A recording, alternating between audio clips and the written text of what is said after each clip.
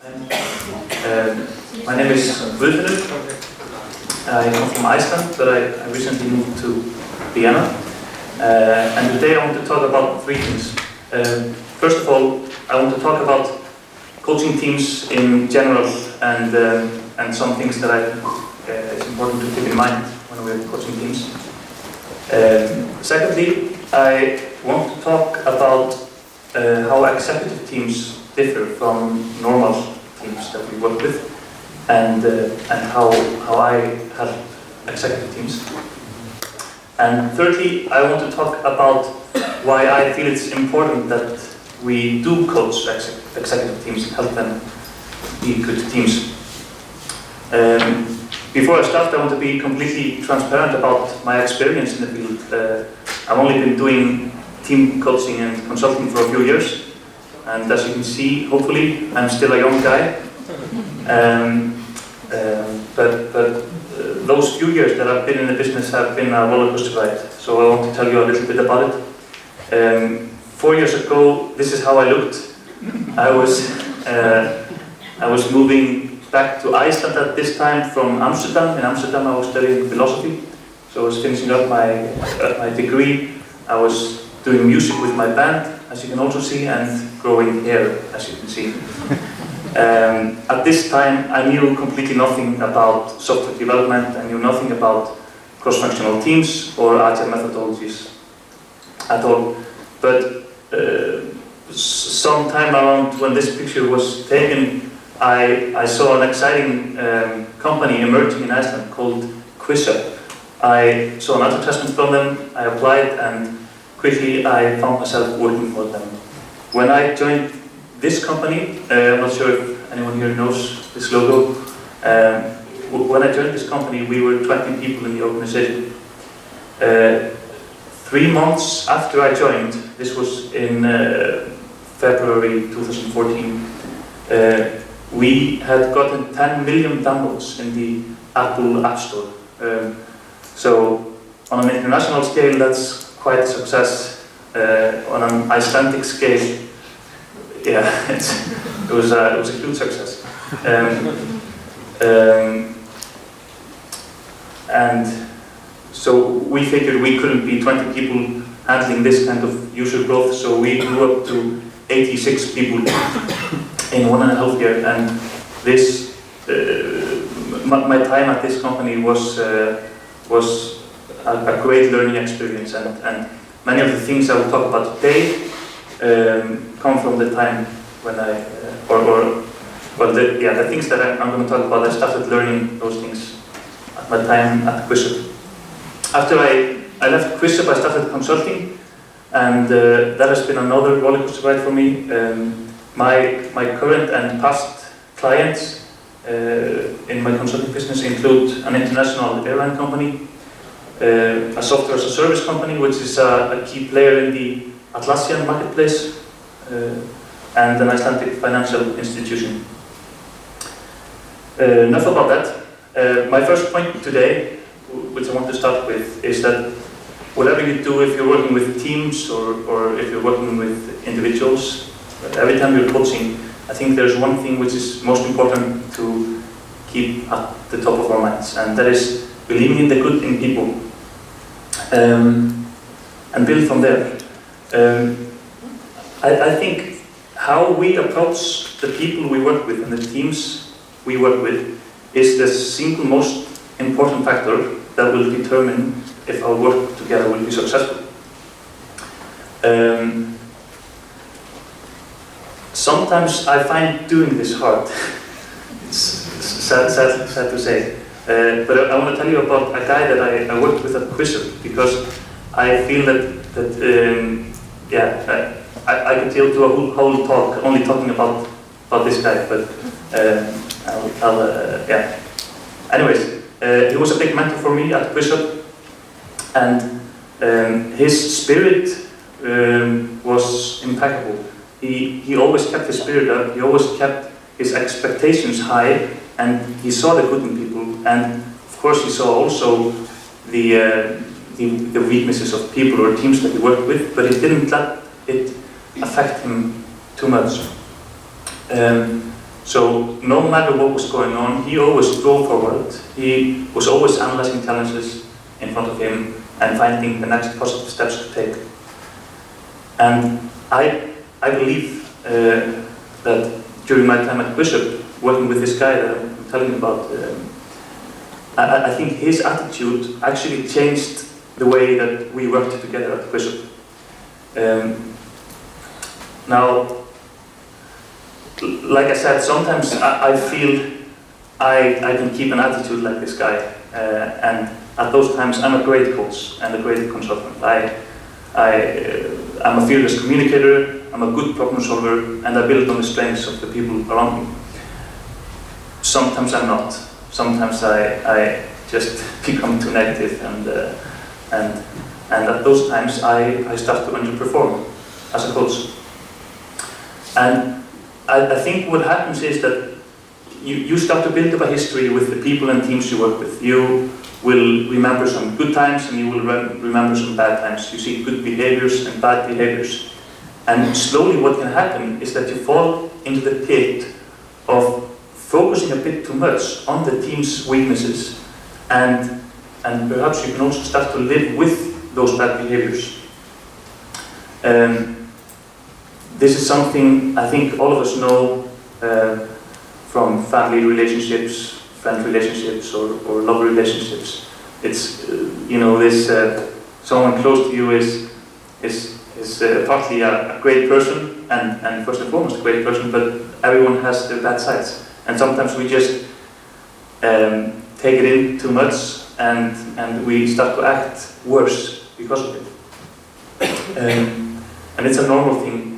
But I believe, it's my belief that our job as leaders or as team coaches, it is our job not to make this happen, not to let this happen. I often think of the analogy of teachers when it comes to this. Let's imagine a teacher that he comes to his class, he's teaching teenagers, and he has some good students and he has some bad students.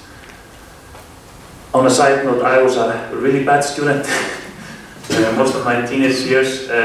Anyways, this teacher, he lets the bad students get on his nerves. And what happens is that he slowly stops believing in them, and he slowly starts to drop his expectations. Now, let's imagine another teacher, and she comes to work every day with her expectations set high. And more importantly, she lets her students know, even her bad students, that she believes in them, that they will meet her high expectations. And we all know which teacher will graduate better students, right? This is proven by many researchers. I think the first psychological study that systematically studied this was in the 60s. It was a Harvard psychologist that made that research, and it shows that the expectations that teachers put on their students dramatically increases, if there are high expectations, dramatically increases the results from the students. So the core of this story is that teachers that set their expectations high and believe in the good in their students, they will graduate better students. And the same goes for us. If we as team coaches, if we are able to see the good in our teams and the good in our people and set our expectations high, we will be able to grow our teams. Otherwise, we won't be able to do that. Nelson Mandela, he said, it never hurts to see the good in someone, they often act better because of it. And it's easy to disregard this as just one of those superficial, cheesy quotes, but I actually think there is a lot of truth in this sentence, and I think those words hold the key to great opportunities. It is a great challenge for us to keep our spirits up. Like, we read the newspaper every day, hopefully not every day because it can get too depressing, but it's a great challenge for us to keep our spirits high, and to keep our expectations high, and be the best version of ourselves. It's not easy, but if we are able to do it, incredible things can happen. Having said this, there are other things that come into play when we are coaching teams, and the next one is a bit more practical, let's say that. That is being agile in how we work with teams. And by this I mean we have to be agile in our approach when working with teams. I want to tell you a story to explain what I mean. I was helping this team out, and they were on crossroads. There were some people changes in the team, and the organization that they belonged to were in a critical time, and they wanted to do an offsite. They wanted to do a reset of their team, to clarify the roles and responsibilities, and get a clearer vision of what they were going to do in the next months. It sounded like a really straightforward task for me as a coach. So I started doing one-on-ones with team members, and we built a pretty good-looking agenda. At the day of the offset, we were pretty excited. We were just ready to start, and we knew what we wanted to achieve on the offset, and yeah, everyone was excited.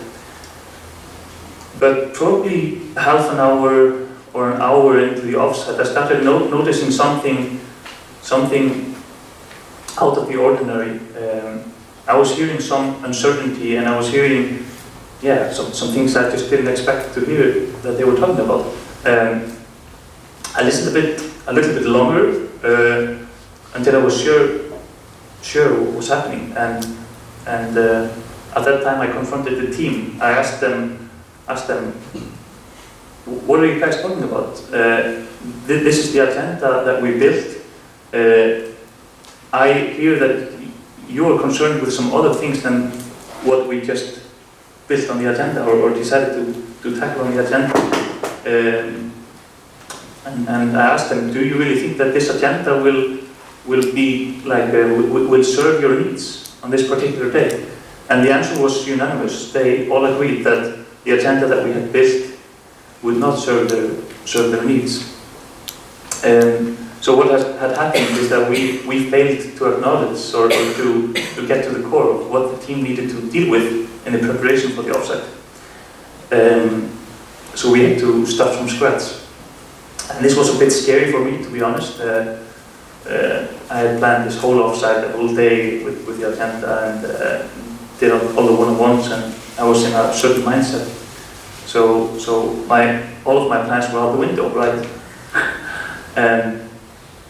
But I quickly realized that it would be much more important for us to change the agenda of the day so that the team could actually talk about what was important to them than it would be for me to be a little bit more prepared.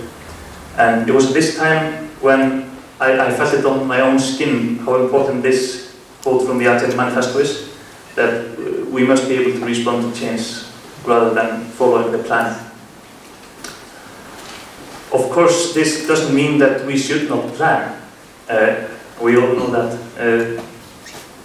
I of course got a lot of good things out of the one-on-ones. It helped me, in any case, prepare for the offsite and discussions. But what this story tells us is that, well, it tells us that planning is important. It importantly tells us that we must always keep our senses open. We must always listen deeply, and not only in the frame of what we thought we were listening after. We must keep our senses completely open. And we must trust in our senses, trust in what we hear and interpret, and be able to act on it. Because otherwise, if we're not able to do those things as coaches, we run the risk of wasting a lot of valuable time for the teams, and in the end we end up not serving our teams well. It's also good to keep in mind, and I try to keep this in my mind, at the top of my mind, that in the end I am a service provider to my team. my team is my end customer, if you could so say that, and because of that, I need to adopt agile methodologies when I'm coaching teams, just like the team adopts agile methodologies when they're building a product for an end user on the mobile platform or web or whatever. So those are the two things I've talked about so far: believing in the good in people and being agile in how we work together. And I think those two things, they always apply to our work, however the team is that we are coaching, or if it's an individual. But I want to change gears, and I want to talk about executive teams now. So after I got into consulting, I've been working with various kinds of teams, but mostly I've been working with executives. On one hand, I've been working with them on personal development, and on the other hand, working with them as teams, so executive teams. Those teams can differ a lot, and I'll tell you frankly that executive teams at an airline company, at a software company, or at a financial company, they are really different. But they have different challenges in front of them. But some of the challenges that they face are common, and what I will cover now is something that applies evenly to executive teams in my mind. The first question that I faced when I started working with executive teams was if they were really teams. And that was a core question for me to answer. I quickly came down to my personal answer, and my answer is yes. They are teams, and if they are not teams, they should be teams. Why is that? I think a team only has to fulfill two requirements to be a team. They have to deliver a common product or a service. So that's the first requirement of team. Secondly, the team members have to depend on each other. So they need each other to deliver their product. In the case of executive teams, the product is clear in my mind. It's to deliver a company vision and a strategy to its company. And to be able to do this well, they have to work together as a team. The CEO cannot build a good strategy by on his own, and the CFO cannot either. So they need each other to work well as a team. And that brings me to my first point when I'm coaching executive teams. And this is a big part of my job, is to help them be a team. And that can be tricky. Now what happens on the executive level is that the decisions that are being made become a bit more complex. I don't want to say that politics necessarily start to get in the way, but the decisions that are being made somehow become less tangible and less detailed, so it can become a little bit chaotic. Now, a normal team, let's say a normal team in software development, well, unless they're unlucky, they will have a clear mandate about what they're doing. They know what they're doing. They know which product segment they're working on, and they know what results they want to achieve. And this work is relatively straightforward. I don't want to say it's easy, but it's relatively straightforward. And the consequences of failing aren't that huge, right? This doesn't apply to executive teams. And the first challenge is that the executive team is made out of executives that are leaders in their department. Now, in a small company, their department can be 10 people or 20 people, but you can be a department leader, an executive which has 1,000 people working for it, or 10,000, right? So So all of the decisions that this group or this team makes will affect the whole organization, all of the people in the organization, and will affect how it's shaped. So the decision making can get a bit heavy or hesitating because of the consequences. You don't want to make a wrong strategy decision, or people just scared, right? It's scary to make decisions. The second challenge is that executives are sometimes too busy, and this is a really silly challenge maybe to have on the slide, but this is the truth. I always hear this again and again. We're just too busy putting out fires. Has anybody heard that before? Yeah, a few. And this is not an excuse that I take too seriously, but this is still, you know, we're all humans and people just get too busy. And so the first step for executive teams to take is to acknowledge that they need time to work together. If they don't acknowledge this, they won't have the time to do the necessary work, which is to keep the company vision clear and the company strategy clear, and most necessarily probably to drive that strategy throughout the organization. Now, I work with some executive teams that do acknowledge this. They do acknowledge that they need to give themselves time to work together. And then comes the next challenge, which is to look at the big picture. And it might sound obvious that, yeah, of course, you're an executive, you're making decisions for the whole company, you have to look at the big picture. But in reality, it isn't always straightforward to be able to take a step back. People are sometimes just running really fast with their companies. They have just huge amounts of employees that are working for them, and it's easy to get to just get too focused on where you're coming from. Now, as a team coach for an executive team, there are many things to think about, but I think there are two key things that are important to try to help the team do. First of all, it is to help the team work together in a good rhythm. That simply means to help the team give themselves time to work together and do it regularly. They can't just do it once a year to build a company strategy for the year and then do the rest of the work on Slack or emails or however. And the second thing is to help the team build trust and help them build healthy communication culture in the team.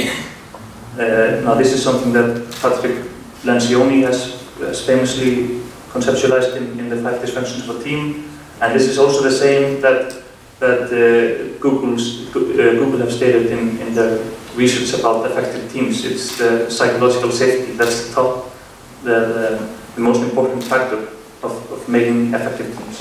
And in my mind, that is just, in other words, the vulnerable trust that Patrick Lencioni talks about.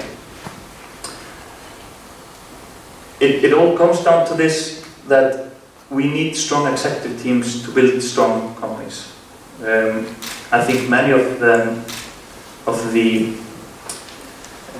typical company problems that we face result from dysfunctional leaders and executive teams of the top.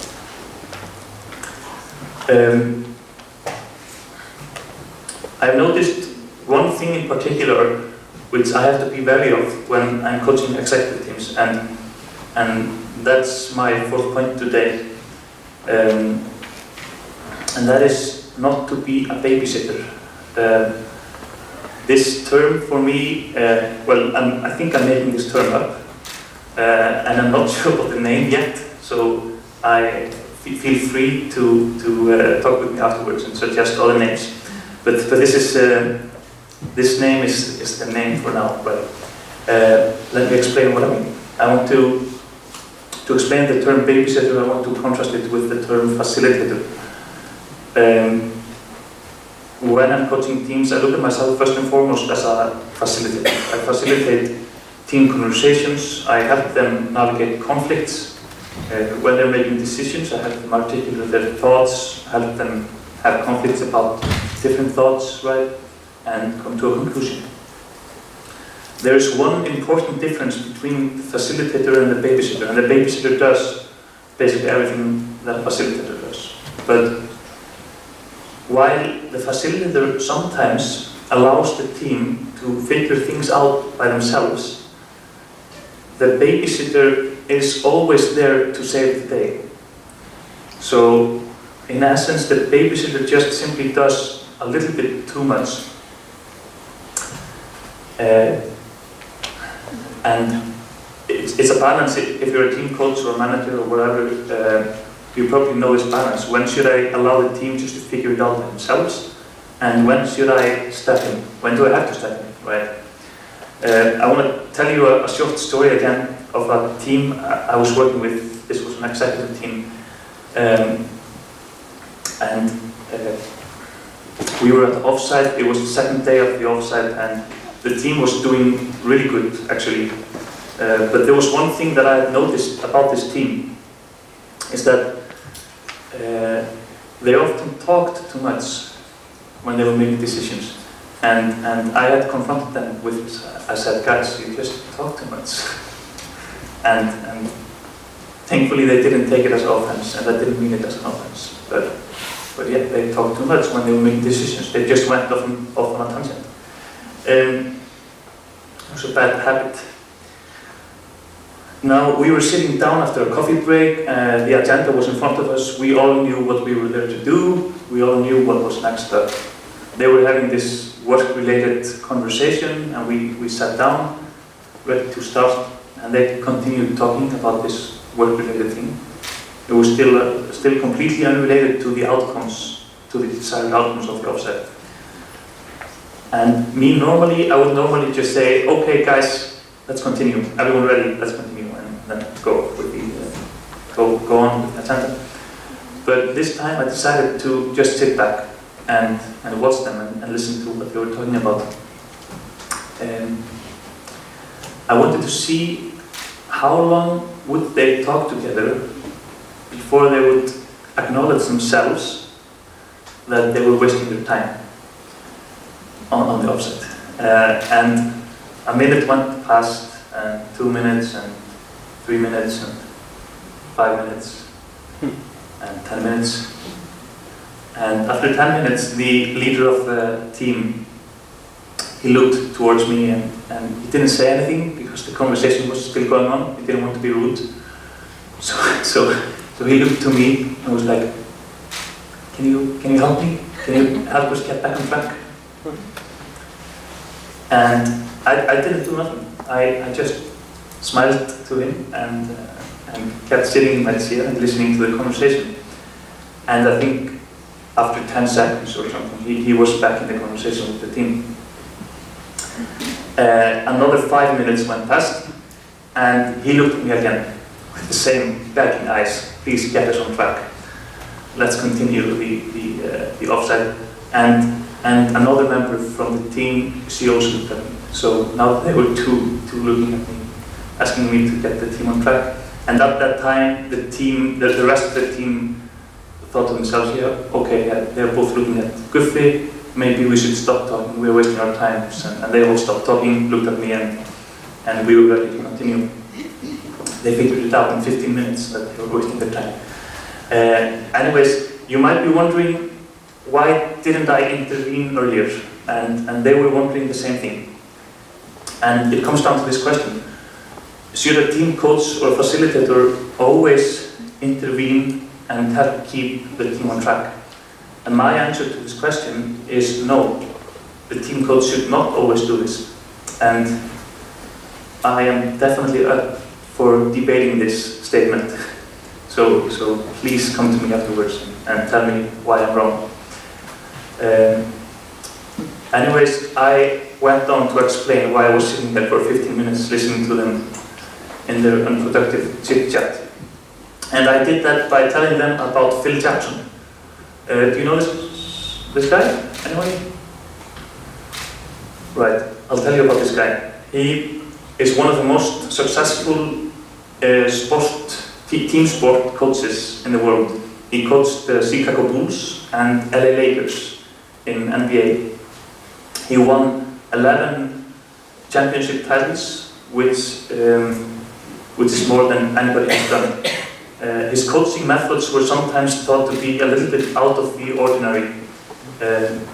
He was heavily influenced by Eastern philosophy, Zen Buddhism, and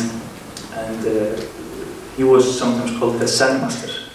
Anyways, he wrote a book called 11 Rings. You can see he has 2 rings. You get a ring for winning the championship title in NBA. And he shared one of his coaching tactics. Now, if you watch basketball, you will know that there are timeouts allowed. So the coach is able to take 5 timeouts or something during the game. And what the coach uses these timeouts to do is, when the team is underperforming and the defense gets weak and the offense as well, the coach will say, hey, let's take a timeout. And then the team comes and the coach says, guys, we need to get our shit together. We need to do this and this and this and this and score more baskets. This is something that Phil Jackson did not do. He didn't take timeouts when the team was underperforming. And I think to begin with, his players hated it, and other coaches were like, well, what are you doing? Why don't you take a timeout when the team is in deep shit? What Phil Jackson wanted to do is to allow the team to learn how to navigate hard situations on their own. Now, of course, he could step in and do a timeout like any other coach would do, but he believed that he would create stronger teams if he would allow them to overcome difficulties on their own.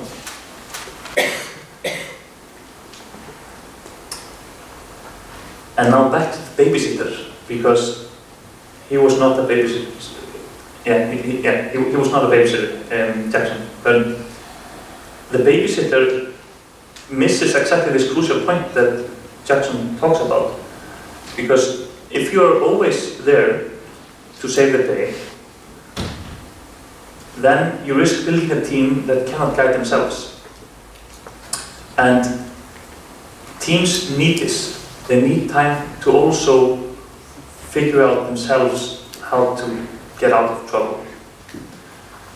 And if we become babysitters and we become too eager to push for results always, then we run the risk of blocking the natural process where the team learns to do things by themselves. So I believe that rather than being a babysitter, we should think about trying to be the team's mirror.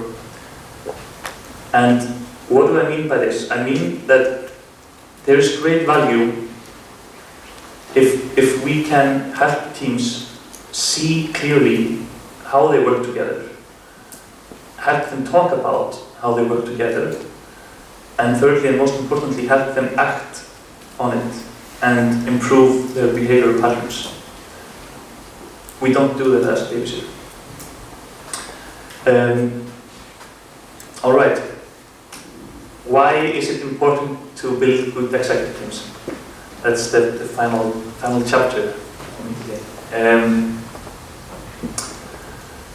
there are 3 things I want to talk about. The first thing is that executive teams that get stuck in reactiveness, they come at a very high price. We all know this feeling that we get stuck in urgent stuff. No matter if it's important or not. Someone comes to us, hey, I need your help. Can you do this for me now? It's urgent. This is an exceptionally dangerous road for executive teams to get on. They are both more vulnerable to the urgent stuff, to get stuck in it, because they are at the top of the organization and they have all of the manager's noise, getting to them. So they are more vulnerable to this than normal teams. And also, the consequences for them are much more than for other teams if they get stuck in urgent stuff. If we take another analogy and we look at companies as ships and executives as captains, if the executives get stuck in only reacting to the waves that are hitting the ship, then they can easily forget where the ship was headed in the first place. That's why they must take care of this. The non-important and urgent stuff is what I'm talking about, which sucks energy out of executive teams. This could, for example, be an unresolved conflict between two employees, an interpersonal conflict. I don't want to say that as an executive or as a manager you should not try to solve this conflict, help them solve this conflict. But if this is all of your work, to only solve interpersonal conflicts in the organization, you're probably missing some other point which is more important and which might be causing all of those conflicts around your organization. What happens if the executive teams get stuck here is they miss out doing the most important job of their job description, which lies here, important and non-urgent. And the things that are there are providing a clear vision where the company is headed, a strong strategy, and drive that strategy throughout the organization. Those are important things, but they are not urgent. You can drive a company for years and perhaps decades if you're lucky without doing this job. So it's not urgent, but it is the most important part of executives' jobs. So this is the first point why coaching executive teams is important to help them stay there. My second point is this one. We need strong executive teams to break down organizational walls. This is a really simple point to make. We have probably all heard the story of a sales team which is selling something which the IT team isn't even thinking about building anytime soon, right? I think this is only a symptom of bad leadership. The case is probably that the head of sales and the head of IT cannot really work well together, or maybe they work all right together, but they're not able to make decisions together and communicate them strongly in the organization. And they're also failing to shape the organization in a way where sales and IT work closely together. The third point why it's important to coach executive teams is because we act better as teams. And only when executives act as teams, they're able to do their jobs well. When executives don't act well as teams, we will see a lack of strategy, too many company initiatives that are likely not to support each other and confuse the employees. If we have executives that act well as teams, we will see an aligned organization, efficient use of the resources of the company or the capacity that the company has, and we are continually able to overcome challenges together.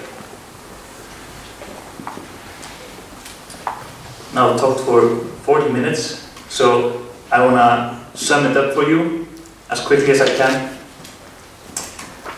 As coaches, we have to believe in the good in people. That was my first point. Because if we are able to keep our expectations high and build on the strengths of the people and teams we work with, we can do good things. Secondly, we have to be agile in our coaching methods. No matter how well we plan, the circumstances will change, and if we are not able to bend, we will break. Thirdly, when coaching executive teams, we must help them become a team and act as a team, because otherwise the whole organization will suffer. And fourth, let's take care to not become babysitters, because they have to be able to take care of themselves when you are not around. If we're able to do this, we are hopefully able to create proactive leaders and executive teams. We are able to break down the walls in our organizations, and we're able to do better, and much better than we do today. After a few years of coaching, I have realized that team coaching for me is so much more than only helping teams adopt agile methodologies. Because I believe that if we do our job well, we can actually change the way teams communicate and work together. And if we are able to do that, we are not only helping teams grow, but we're helping individuals and people. We're helping people grow and to develop as people which are able to see the bigger picture, people that are able to communicate with each other and make decisions together, and that are able to create something beautiful. And I think that's something which is worth working towards. I think we actually have a few minutes for questions, if there are any questions. Thank you for listening. So yeah, we have a few minutes for questions if anyone wants to roast me.